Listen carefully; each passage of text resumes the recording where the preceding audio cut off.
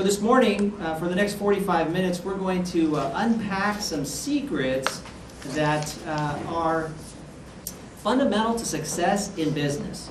There are certain things that successful people do that unsuccessful people either don't know, don't have the discipline to do, or neglect.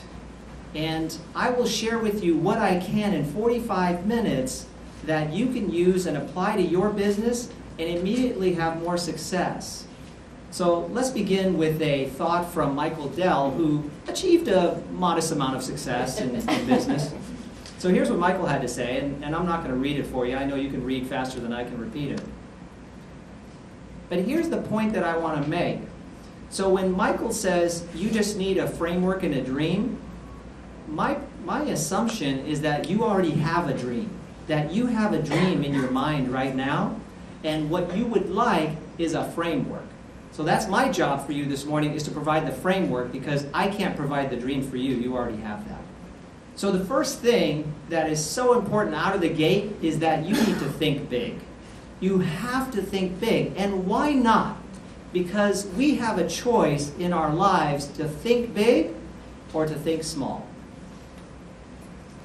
And what I have found and heard and read is that the energy that it takes, the capacity that it takes to achieve our dreams is similar when you think big versus think small. Your brain has limitless capacity and potential. Therefore, when we think small, your brain will accommodate that thinking, and it will help you to achieve those small dreams. But when you think big, it tests your brain. It puts you to a greater challenge, and it forces you to go bigger. So why not use the limitless capacity that we have and go bigger? Because when you do, this is how you feel. It feels so awesome when you think big and you go for it. You see that level of exhilaration? That's what happens when you think big and you start making it towards that. That's how it feels. But how far will you go to think big? Because you will be tested when this happens. So in 1978, John Mackey decided to start an alternative market. He wanted to start an alternative market that would not feature all of the same products as the mainstream markets. He felt that the mainstream markets actually were not healthy.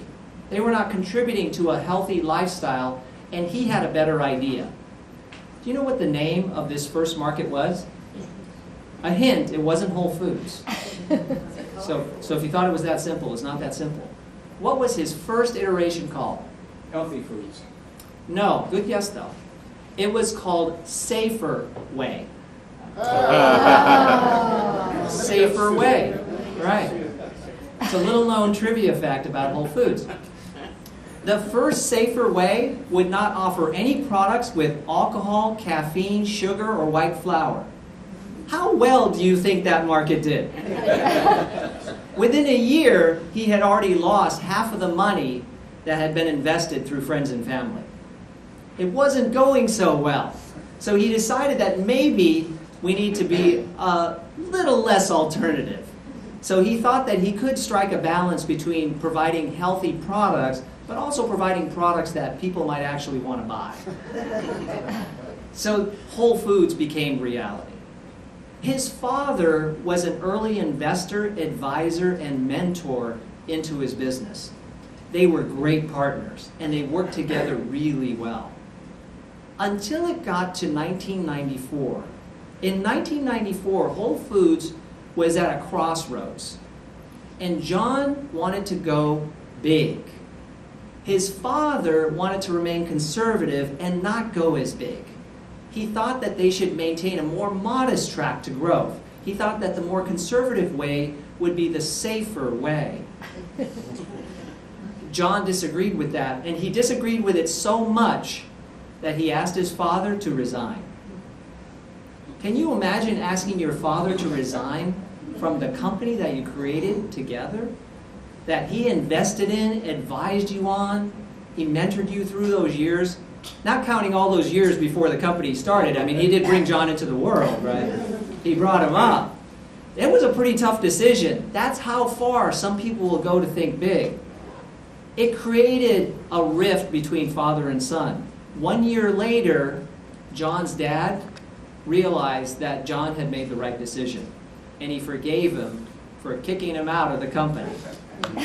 So that's how far you might have to go sometimes. You'll have to make some pretty tough personal decisions when you decide to go big. What's your big idea? I'd like to hear from some of you. Wayne said, I hope it's interactive. Well, it is interactive. So here's your chance. I want you to just shout out, what's your big dream? Because when you shout it out and you let it be heard, it takes on a different level of reality when you stop keeping it inside here and you actually say it in public. So who wants to share? What's your big idea? Royal Crown Diamond. Royal Crown Diamond. Is that a cola? No, it's healthy. Okay. Well, actually, I know Sharon. Sharon's a client of mine. Royal Crown Diamond means that she would reach the pinnacle of achievement in the organization in which she's a distributor of products. So that's a big dream. She is thinking big because a very small percentage of people in that organization will ever reach that pinnacle. And why not? Why not, Sharon? Please, sir, you raised your hand. Copy the Sobrato Center for Nonprofit Success Model. So you'd like to create a center like that, Yeah. like the Sobrato Center. All right, that's thinking big. Have you created anything like that before? No. All right, see? So we know it's big, right? If he hasn't done it already, we know it's big. And it's something physical. You have to build it, right? So the next thing is, if you have a big dream, it has to be different. If her big dream was just a new fast food place, that wouldn't have caught your attention. But when she said a healthy fast food place, that made you think, okay, that's different. That's different. That's a blue pin. A blue pin is thinking the same. A red pin is thinking different. So let's take a look at some examples of thinking different and being different. Do you know this person? Okay, I'm going to do my best version of pronouncing a Turkish name. Hamdi Ulukaya. He's actually the creator of Chobani yogurt. Right? If you didn't hear, she said Faj yogurt. No. So when Hamdi came to the U.S., Hamdi looked for a yogurt that reminded him of his homeland, of yogurt that he used to enjoy in his native land of Turkey. And he couldn't find it. He couldn't find it, at least not in mainstream markets. And so then he thought, why not? Why shouldn't there be healthy yogurt that I used to enjoy available here in America? So he had a big idea to bring out a different kind of yogurt because we were not eating Greek yogurt on a regular basis before Hamdi. So he created Chobani, and he had this opportunity to take over this factory that was shutting down. It was a yogurt factory shutting down. And sometimes, once we decide to pursue our big dream, our superconscious mind actually goes out like a heat-seeking missile and finds those opportunities that we'll then have to risk it all and go for. So he saw that, and he said, I guess it's my turn. So he seized the opportunity, and he took over that factory, and then he hired a master yogurt maker. Because he knew what great Greek yogurt tasted like, he just didn't know how to make it. And sometimes our big ideas need someone else to bring them into reality, right? We just have the idea, but we don't know how to make it real. So Hamdi hired a master yogurt maker, took over the factory, and now Chobani is the #1 Greek yogurt in the U.S. What other Greek product do we eat on a regular basis in households across the country? Hummus is becoming very popular, right? So you can break a category and then pave the way for other people to now come into that segment. Hamdi was a game changer and created a new category for people. If you have the big idea and you are going to be different, well, you better have a clear goal. You need to know where you're going. What is it that you're shooting for? Because how are you going to hit your target if you don't have one? And how will you know you've hit it if you don't have a clear goal? So people that know me know that I'm all about goal setting. I am very pro goal setting. And not just goal setting to where you kind of let your goals rattle around in your brain. I believe that you should write them down. That you should write them down and be very specific about your goals. And once you're fixed on your goals, be relentless. Don't give up. Here's an example of someone who is clear on his goals and didn't give up. Who is this? Rocky Balboa. It's Rocky Balboa. He has his own statue in Philadelphia. Pretty awesome. So Rocky, also known as Sylvester Stallone, had this dream. He watched this boxing match and was inspired to write a screenplay. Legend has it that he wrote it in about 24 hours. I've never actually talked to Sly and verified that story. I've read that he wrote it in about 24 hours from beginning to end. And he had his screenplay, and now he had to have investors to make it a reality. He started shopping it around, and here's what happened. Slam, slam, slam, slam. He kept getting the door slammed in his face because people were not interested in his screenplay. Who cares about a movie about a boxer? There's nothing different about it. There's nothing special about it. We're not interested. But did Rocky give up? No, he didn't give up. He kept on going through a few more slams as his bank account was dwindling. Stallone got to the point where he actually had to go to a store in his town and wait for someone to come along and buy his dog. He sold his dog because he was that broke. And he loved that dog. So this was actually really, really difficult for him. But he wouldn't give up on his dream. He would actually spend days in a library because the library was heated. During the winter, he couldn't pay for his heating bills. So he would turn the heater way, way down, and his apartment was too cold to stay in. So he'd go to the library during the day. There are other good uses for a library. I have to say that. Brad will like that. Then. Yes, yes. Well, he finally found a place that was interested in the screenplay. They were willing to spend real money on it. But it came with one condition that was unacceptable. And that was that Stallone was Rocky. He would star in the movie that he wrote. Well, unfortunately, this investment company said, that's a no-go. If you're going to star in the movie, we can't imagine it becoming a hit. You're short, you talk funny, and you're not really star-looking. So we're not interested. Stallone said, I have to star in the movie. That is the requirement. So the deal broke. They came back and offered him more money to not star in the movie. They were interested. They saw in the screenplay what he saw. They just didn't see him in the screenplay. He turned them down again. And they said, all right. Then they came back and said, all right, we'll offer you a fraction of what we offered you previously if you'll star in the movie, because we want to take the risk down to about zero, because we really don't believe that this movie's going to go anywhere with you in it. I think it was around $25,000. He accepted that offer, and the rest is history. Turned into a $1 billion franchise, right? Went over 6 or 7 movies. Now Stallone's big dream is to take Rocky to Broadway. And he's received millions of dollars of investment to turn Rocky into a Broadway play. I think it's also important to point out that the film won the Academy Award and the screenplay won the Academy Award. That year, the movie and the screenplay won the Academy Award. On the way to the ceremony, his tie broke and he went into the ceremony without a tie. And people felt like, you have such little respect for this ceremony. You're not even wearing a tie. Jeff Bezos had a really big idea. I remember when I was at the Beresford tennis courts about to play a round of tennis many, many years ago, and I heard this story on the radio about this guy that had this idea of building the world's largest bookstore. And I thought, wow, that's an interesting idea. Doesn't sound that interesting, really.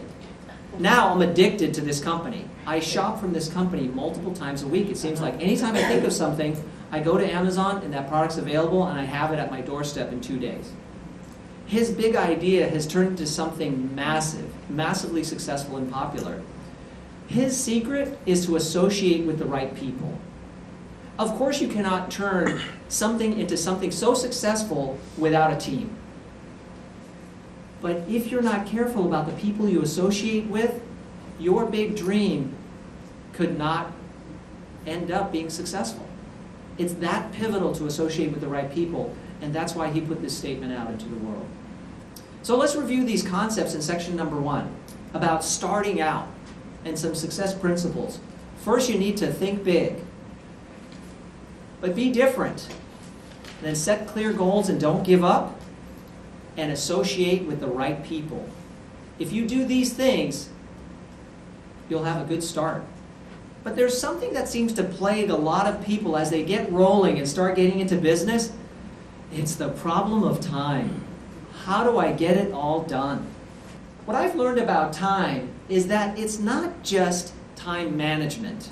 It's not managing the time. We all get the same amount every day. So it's not that I want you to learn how better to manage your time. It's that I want you to learn how to master your time. How do you master the amount of time that you get? How do you make sure that the time that you get is allotted properly and wisely to actually move you forward in achieving those big goals? Well, I'm going to share with you just a couple of different ideas. We could actually spend all day here talking about mastering time. But I want to share with you just a few really choice ideas on this area. One is, you need to be 100% responsible. It's not someone else's fault that you didn't get your main tasks done today. It's not your spouse's fault. It's not the fault of your children. It's not the fault of your staff who barged in on into your office and interrupted you multiple times a day. It's not the fault of the phone. It's not Facebook's fault. You need to be responsible. You have to own it. And once you decide that I own it, I'm 100% responsible for how my time gets used, things start to change, and you realize that I actually have more control than I thought. Because there are two schools of thought. I'm out of control with time. I'm reacting to what happens during the day. Some days are good, some days not so good. You can't think like that. Superachievers don't think like that. They make every day count, and they get done what they want to get done. And here's how they do it. They build a wall around it.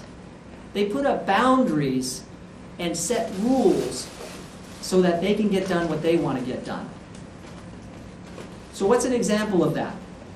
Well, between 3 o'clock and 5 o'clock, I don't answer the phone. Or between 8 o'clock and 10 o'clock, my door is closed. And when my door is closed, that means no interruptions, unless it's an emergency. If the place is burning down, I want to know. But if it's not, my door is closed. If people work in a cube, you can put up that yellow caution tape. And when that caution tape is up, or you have a little hanging sign you put on the outside of your cube, I'm heads down right now. No interruptions. You turn the phone off. You build a wall around it. You have an auto reply on your email that says, I only check my email a couple times a day. If this is urgent, then you may want to send me a message via text, and I'll get back to you as soon as I can. That's building a wall around it. If you've ever seen someone do that, that's what they're doing. They're building a wall around it. They don't answer the phone when it rings, because they know if it's important, it'll go to message and they can check it later. And if it's really important, the person might call back multiple times. And insiders will know how to get to that person if it's really, really important, because you have your own little inner circle that you build the wall around, and they know how to get in. They know the back door. So it doesn't mean that nobody can ever reach you, but it means the general public cannot interrupt you, the people that don't know. Here's how Dan Kennedy does it. Dan Kennedy is one of our nation's most successful marketing minds. People pay him thousands of dollars a day for his consulting attention. Dan doesn't have a smartphone. He only has a landline. And he only answers his landline when you have an appointment. Otherwise, you reach his gatekeeper. He will never answer his phone. Dan doesn't have email. I know you're speechless. In 2015, Dan does not have an email address. Dan still uses a fax machine. If you want to send him a message, you send it to them via fax. Pretty crazy, right? In my office, where we have 30 different businesses, we all share one fax machine. That's where the lowly fax has gotten now. Right? It's just not that important anymore. But to Dan, it's really important because that's how he gets messages. And he has an assistant that takes the faxes, goes through them, decides which ones are important and worthy of Dan's attention, and then puts them in an envelope and sends them to Dan, and he looks at them all at once. Not one at a time like we look at our email. He does it all at once. And someone's already filtered them. Pretty cool. So he takes calls by appointment. He doesn't do email. Of course he doesn't do social media. He has other people do social media for him because he doesn't see how that writes books and fields conferences and gets thousands of dollars a day in consulting appointments. So he doesn't do any of that. So Dan has built this wall around himself, and that's allowed him to be what you might call hyper-productive. He just feels he's productive. So Dan is a pretty unique character in today's society, very unique.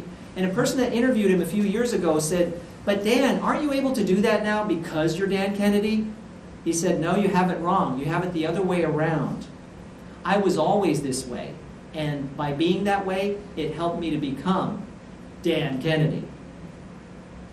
When you build a wall around it, it allows you to have the time to focus on your priorities every day. Because this is so important, that if we don't give time to our priorities on a regular basis, and for some of us that's every day, they just don't get done.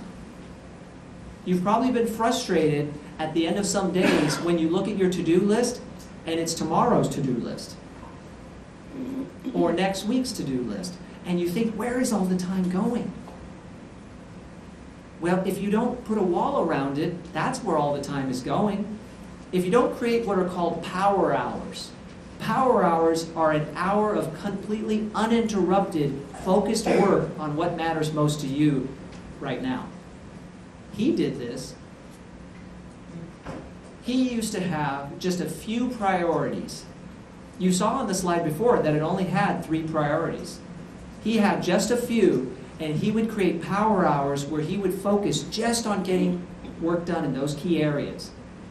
And he enjoyed massive success and achieved at a very high level because he used these philosophies. This grid helps. I know this isn't as attractive as some of the other pictures, but this is just as useful. This is something that I've handed out to some of my clients who want to look at their to-do list in a different way. So when you look at this, here's how it works. You have a line going up that says increasing importance. You have a line going across saying increasing urgency. So up here are urgent and important. Down here are unimportant and not urgent. Up here is important but not urgent. And up here is, down here is urgent but not important. Here it says must do today. Urgent and important we must do today. After you do urgent and important, you would move over to important but not urgent, or down to urgent but not important. I would suggest that you go over here, because when you do this and this, oftentimes this bottom section, it just goes away. They just go away because someone else takes care of it, or it gets done at another time, you delegate it to someone else. So if you spend most of your time in the top section, you start getting a lot of great work done. And it all happens by blocking and tackling. I know people who are excellent about keeping their appointments. They're always punctual. If you make an appointment with them to be there at 11 o'clock, by golly, they're there at 11 o'clock. Some people believe that if they're not there by 10:59, they're already late. If they're not early, they're late. That's a great philosophy. And yet those same people, when they have an appointment on their own calendar with themselves, they break it all the time. They constantly break their own commitments to themselves. And then they're frustrated at the end of the day. I had all these appointments, and then the one appointment I had to just take phone calls and do emails. I just couldn't get those things done. Because they don't block and tackle. You have to honor your own commitments to yourself. Block those times out and actually honor those times. Have that level of integrity and discipline to honor your own commitments to yourself, because that's what super successful people do. That's the only way, is to decide, today I have to do these things, it's going to take this much time, and therefore I'm going to block my calendar out with that much time. Because oftentimes what people do is they write the to-do list, but then they don't even think about how long will it actually take to get this done, and do I have that much time in my calendar today? So it's really more of a wish list than a to-do list. And of course, we must eliminate distractions. It's so wonderful that we have this device now. It's great. But unfortunately, it's becoming our best friend too much. We talk about smartphones way too much. We're so interested in the latest devices, and is it time to upgrade? Should I get another phone? And it's very popular chatter. But it can become a real problem when we become addicted to these devices and we can't put them down. And so this may be your most useful tool and your greatest enemy to real productivity. And only you know which is it. So here's a little pop quiz. Raise your hand if your smartphone is the first thing you look at when you wake up.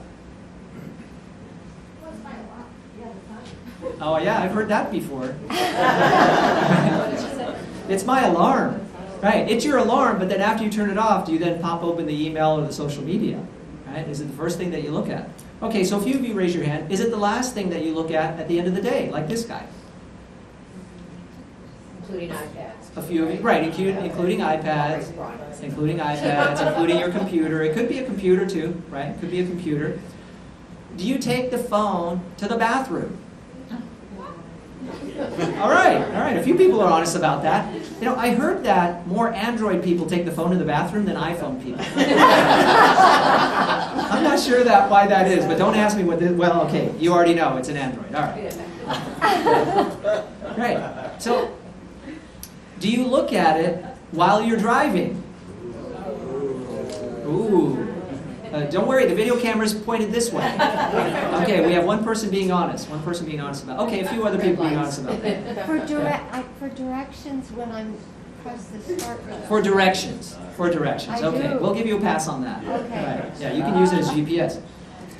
Do you look at it when you're sitting with other people at a restaurant? Ooh.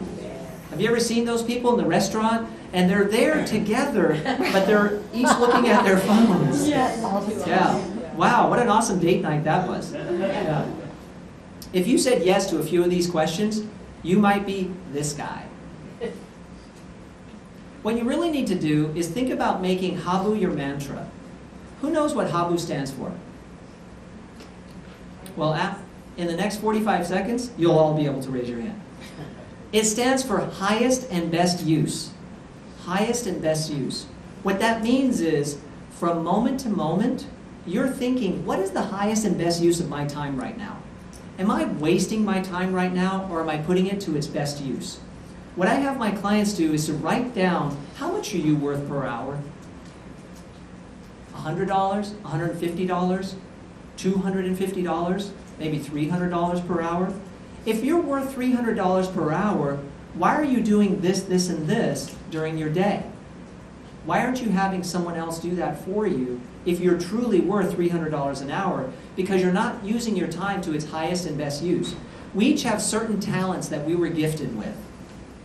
Usually when we apply those talents, we reach greater heights of success. But when we squander those talents and spend our time not at its highest and best use, we unfortunately do not reach the levels of success that we could. So we have to be very careful about how we spend our time. And you might want to write down on a Post-it and stick it to your computer, somewhere on your desk, how much you're worth per hour. Or just use that phrase, Habu. So let's review the concepts in this section. It's your time. Remember, you need to own it. Be responsible. Build a wall around it. Think Dan Kennedy. Focus on priorities like Steve Jobs did on a regular basis. Block and tackle. Have that integrity to honor your own commitments to yourself, because if you don't block it out, if you don't think about how to get those things done and block it, you won't get it done. Eliminate distractions and always put your time to its best use, because then you run the day, not the opposite. Section 3.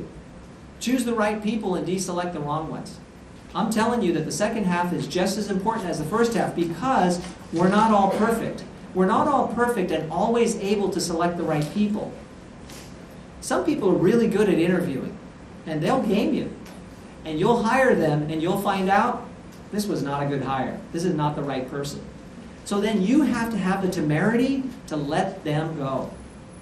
Some of the clients that I work with, that's the best way for them to achieve greater success in their business is to replace the deadwood. She deselected regularly. Who is this? Is that Barbara? That shark. You're saying, it's that shark. Right, it's Barbara Corcoran. Right, Barbara Corcoran. She is on Shark Tank regularly. I think she's been on at least 6 seasons. Barbara used to own a commercial real estate company in New York City. What she would do is each year she would evaluate her staff, and the bottom percentage of her staff, they were shown the door. Because she knew that the people that complained, that whined, that spread a poisonous attitude around the office, they were costing her more than their salary, much more. And so she relentlessly got rid of the wrong people. And I know that sounds harsh and it sounds tough, because I see small business people get connected emotionally with their employees, and it becomes so difficult to let them go. I've seen owners loan money to their employees. In all the years I worked at Oracle, I never saw any of my coworkers ask Larry Ellison for a loan. They may have asked him for investment into their startup enterprises, but they never asked him for a loan. But in small businesses, you see employees asking the owners for a loan, asking them for time off, asking them for a flexible schedule that was never part of the agreement. You get into these emotionally connected relationships with your staff, and you have a hard time doing what Barbara did. Barbara took her company to the point where the realty group NRT was interested in buying it. They had purchased Century 21. So this is a large company. They offered her $22 million. She said, no, I want 66. She tripled their offer. Guess who won? The shark. You need to love your employees. The ones that you keep, you need to love them and show them how important and valuable they are to you. Unfortunately, in many businesses, it's we love our customers. Our customers are the greatest. Our customers are VIPs. And the employees, they're okay. I do like my employees. I do value them. But do you really wow your employees? Do you show them how important they are to you on a regular basis so that they feel like this is the best place I've ever worked? These two guys, Jimmy V and Travis Miller, that's what they do. They run gravitational marketing down in Florida. And what they do is when a new employee starts and they drive up to the company on the first day, there's a marquee banner out front that says, "Welcome, Stephen," with balloons around it. And when they walk into the office, there are balloons that match the same color as the marquee balloons outside, and so they know all those balloons were put up for them. And as they walk to their space, it's decorated. There's more balloons. And then there's a gift-wrapped present on their desk. And next to that is a brand new computer and a gift-wrapped Kindle, because they have a library of books that they want their employees to read. But they don't assume that you'll get your own device. They just give it to you as a gift-wrapped Kindle.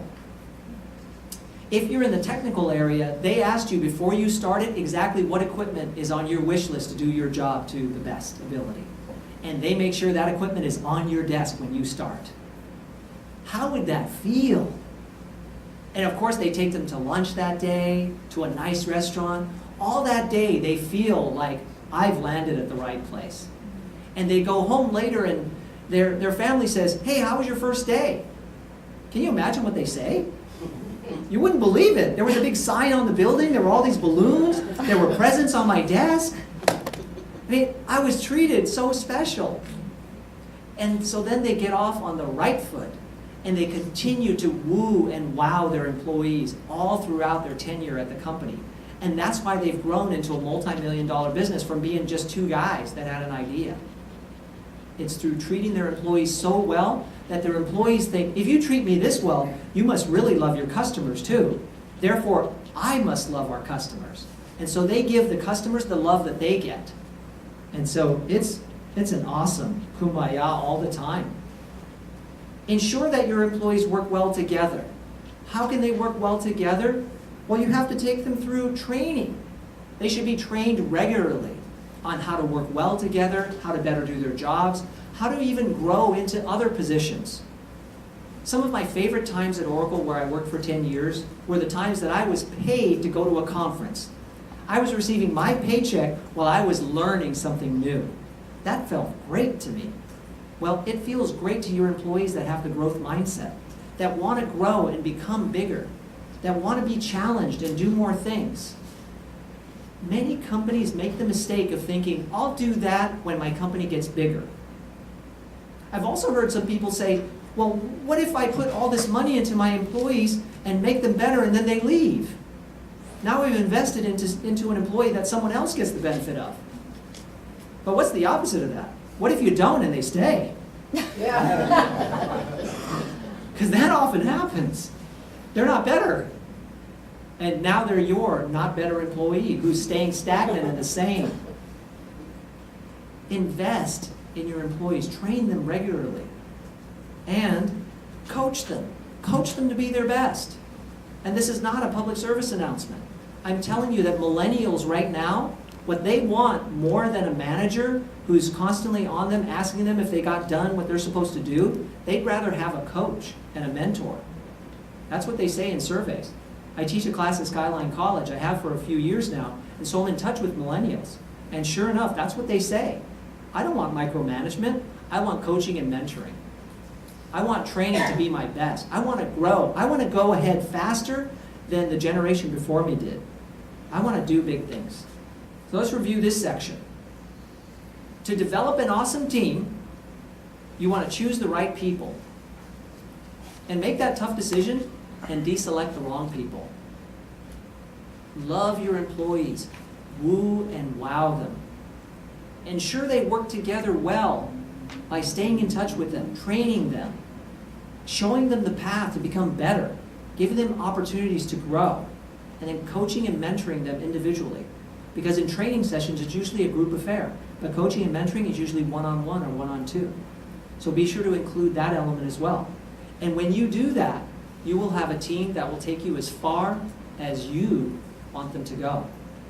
I hope that in our time together that you've started to shift your thinking that my big idea, it's a possibility. It can be done. I can do this big idea. You can open your version of that nonprofit center. You can create your healthy fast food franchise. You can become Royal Crown Diamond. It's your time. Thank you.